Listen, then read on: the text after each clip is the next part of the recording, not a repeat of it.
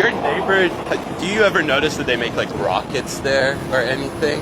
This apparently is a $4 million rocket company, according to the DoD. That place is located right next to a 7-Eleven, and you know better than anybody, if they were actually manufacturing any types of rockets, it'd be such a massive safety hazard. This company got $4.18 million. This is considered a Hub Z owned, which means that you get preferential treatments for grants because you're in a zone that's basically in the ghetto. Bending Road, though, is pretty famous. A lot of crime happens. It's a pretty volatile area. We'll see a lot of vagrancy. So apparently these people build rockets. The thing that really pisses off a lot of people, obviously, is that places like this shouldn't be receiving $4 million of taxpayers' money. It's a little strange. It raises so many more questions than answers, right? You know, this part of town, I mean, we're looking around constantly, you know, seeing what's happening. So it's a lot of questions, a lot of strangeness. It's great that we're out here. Don't you guys find it odd that the scientific community of TikTok does not like this guy? I know why. Do you know why? John, I'm just trying to be honest about this. Yeah, me too. And the main reason they hate him is because he said this. Nobody has seen the curvature of the earth from that height. I just want to make that clear. Now, what height was he talking about? Do you know how high up above the earth he was? No. So if you take a 63 miles. 63 Yeah, miles. say it right. Pay attention, guys. This was in 1946, okay? German V2.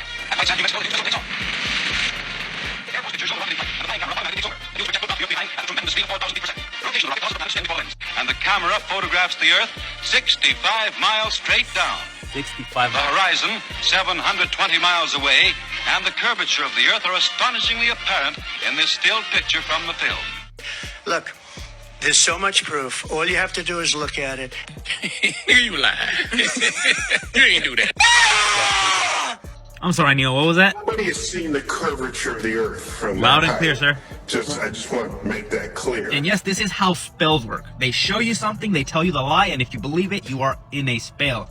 Now straight lines will look curved to you. That's a fisheye lens, dude. Okay? Fisheye lens is take horizontal lines and bend them convex when you're above the midplane of the photo. But what happens if you take that horizontal line, the horizon, and put it below the midplane of the camera? It then bends the other way. So this idea that they're going, oh, I see the curvature of the earth. And no, you don't. You don't. I'm sorry. That's a fisheye lens, dude. Okay, I got a question for you. This is a genuine image, not AI, taken from a high altitude weather balloon. And the lens is not a fisheye lens. Let me just ask you, like, does the sun look local? Like, doesn't it look kind of like it's right over there? And you may be thinking that's crazy. But here's an image from a popular science magazine, which promotes the idea of, you know, and they use either a fisheye lens or they have CGI'd this image. You have a university posting a similar picture of it having this massive curvature. But you can find hundreds and hundreds of pictures from, you know, independent folks putting a balloon up there and seeing it be quite flat, and also the sun looking quite close. Now, this image you may think is just a willy-nilly thing, but in theory, with math, couldn't we follow these rays of light to their convergence point with simple math? Like, let's get a degree here. How far away would that sun really be? Because don't you think if the sun is, you know, this is to scale. I typed in solar system to scale. The sun's that big. Wouldn't the wavelengths of light be perpendicular, like straight, as opposed to shining in through the clouds at different angles? Now, it is interesting that most of the ancient cultures and civilizations used to think falsely that we lived on a non-moving plane. And there was never supposed to be an edge, by the way. That is a common misconception. Terra infinita, it could go on a lot farther than many may think. Now, were all the ancient cultures building structures we cannot build today, using mathematics and science that we can hardly fathom today? Sonic levitation, sound waves, laser beams, you name it. The Mayans have carved into stone a freaking propulsion device. You seen that Mayan carving that looks like a guy sitting in a chair pointed up with like rockets shooting out of the back of it?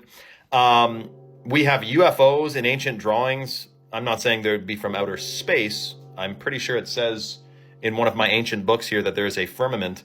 But let me know your thoughts, like this whole sun thing. And then also that US Navy laser beam. Did you hear about this? The US Navy laser beam can hit a missile that's 50 feet above the water, going Mach 4, 100 miles away with a laser. 100 miles away would be 6,666 inches of curvature, because the Earth is supposed to curve 8 inches per mile squared. So how does this laser beam... Someone's lying, that's all I'm saying. You won't believe this. So I told ChatGPT to create an image of the Earth that is based off of Hebrew cosmology. And look what it made. It didn't make a globe. It made a flat Earth. Now don't go anywhere. Let's actually dissect this and see if this can be applied to reality. So the throne of God, the heaven of heavens, that's probably Polaris because all of the stars appear to rotate around it. The sun and the moon look the same size, and it had the waters above and the waters below. Well, the waters below are a real thing. I think they're called brine pools. It's like Goo Lagoon in SpongeBob. It's literally dense water at the bottom of the ocean. That's insane. And then the stars literally show you that you are staring at the waters above, because it's light and sound oscillating in some sort of liquid substance. It's not just giant fusion reactors in a void. What could the fusion reactor be reacting with? The stars aren't producing their own oxygen like the fake rockets that they show us. That's in the waters above, guys. So we have the waters above, the waters below. Well, what about rainbows? That cute dog staring at this amazing rainbow. Well, that's proof of the firmament. It's taking the shape of the dome. When I look up, all I see is a dome, okay? And now we have the sun and the moon, which are literally the same size in the sky. And the simplest explanation would be that they're actually the same size. Do you remember that video that China released of the Tianzhou 9? Scraping upon the firmament? I mean, guys, it's so unbelievably obvious. They put it on mainstream television that the rockets don't actually go straight up. They always follow an arched trajectory. And then once they reach a certain level in the atmosphere, they tend to scrape something. I mean, this is in like every single rocket video ever. If you actually have a full video of it launching and then going up into the upper atmosphere. Now let's watch this one. This is probably like 37,000 feet in the air. I'm assuming he's in an aircraft. Well, look at that. It's starting to follow an arched trajectory. Man, I wonder why. Probably because no one can go past the Van Allen belts. And apparently there's 7 layers of the Van Allen belts. You know, like the 7 layers of the firmament. So in the globe model, it's the Van Allen belts. But on the flat Earth model, the true Earth model, it's the firmament, the layers of the firmament. The rocket cannot go past it. Which is why Elon Musk has to make all of his fancy rocket landing videos from AI. Just pay attention to them. The lighting's off. It looks like Ratchet and Clank, and all of the videos and pictures of rockets actually in outer space are CGI.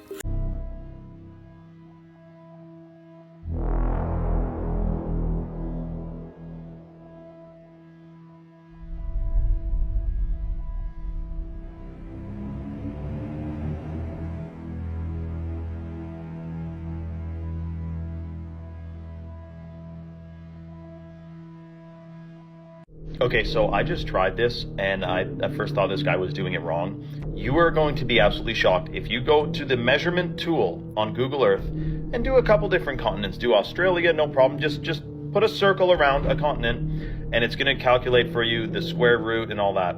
But if you try to do that to Antarctica, and again, this makes no sense. If Antarctica is this continent, as they tell us, this should be easy to do. And I'm in no way questioning how Google Earth works and if it's part of an agenda, but just watch what happens once he completes this measurement.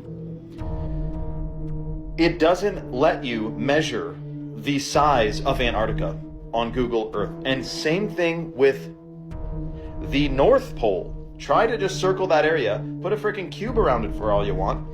It will not freaking measure what's going on with this tool. What does this tell you about the truth? The crazy part about this whole thing is that there's not even an official explanation for it. But when they do come out with one, it's going to be, well, our tools aren't accurate and they're not perfect, but we're going to work on them. Meanwhile, we know the truth about this world we live in, and that Google Earth enforces the narrative that we are, let's just say, on a object which may be inaccurately described, but accurately described in ancient biblical texts, and accurately described according to the ancients who built things properly, vibrationally, and knew things back in the day when modern science casts all that to the wayside. Yet we know modern science also tells us to drink fluoride and eat GMOs. So in other words, we're being lied to, and someone exposed that Google Earth isn't quite working right. It should be working just fine, but for some reason the North and South Pole cannot be measured. Okay, did you know that in 1944, a map was made for pilots? And interestingly, you'll see right here, 1944, from CBS American School of the Air, depicting flight paths on a flat plane. Now you may be thinking, well, actually, what even made you be thinking about this? But my question is, what if the Arctic Circle is the circle of ice around our realm? If you were to ask ChatGPT to generate an image based on the Genesis alone and nothing else, you basically get this: a firmament, the earth, the known world, Sheol, which is that inner earth, because there is believed to be inner earth, and of course you have waters above the firmament. Now, if you get a telescope and you zoom into planets, amateur images through a telescope of planets in the sky, and you gotta wonder how similar they look to lights through water. And as it was said, there are waters above. It must be kind of, this is from Star Wars, the force fields they put up, and the laser beams are bouncing off of it and it's causing ripples and whatnot. That looks like that the space launches they do, it looks like they're skimming across the surface of some force field or literally water.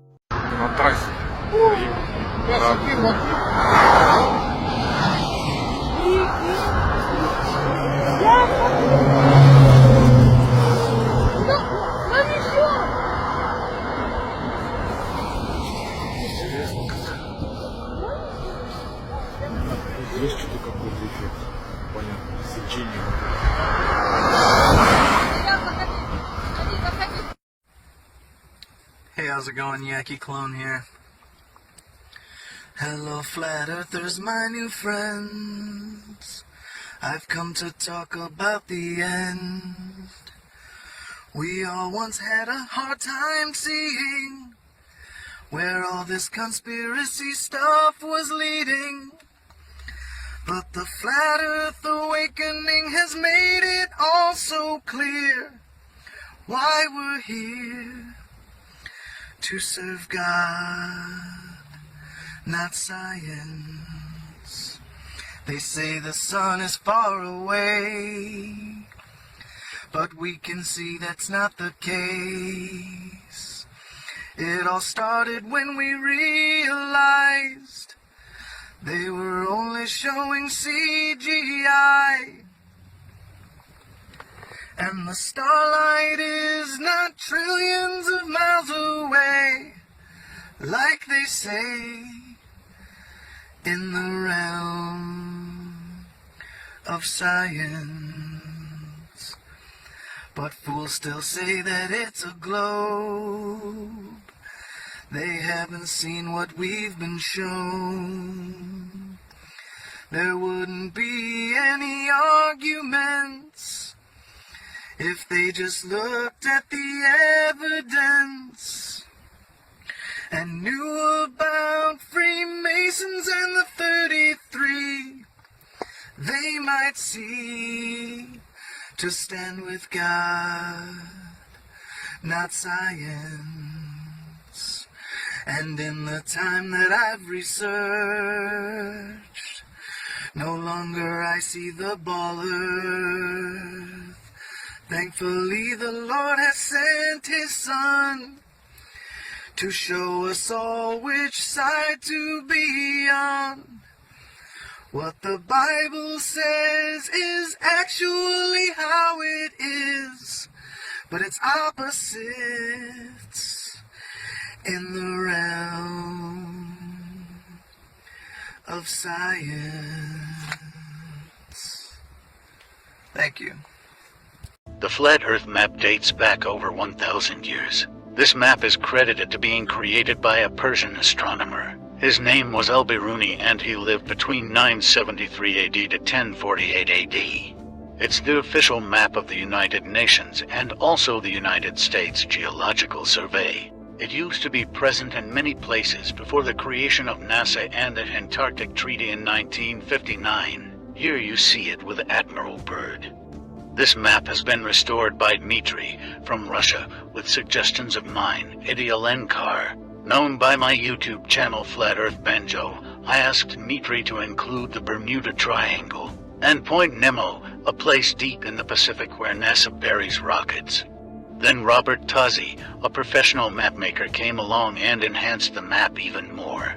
There are many people now selling this map online, but if you could order it from my online store, I would greatly appreciate it. Visit my online store now and order one of the items. I humbly thank you.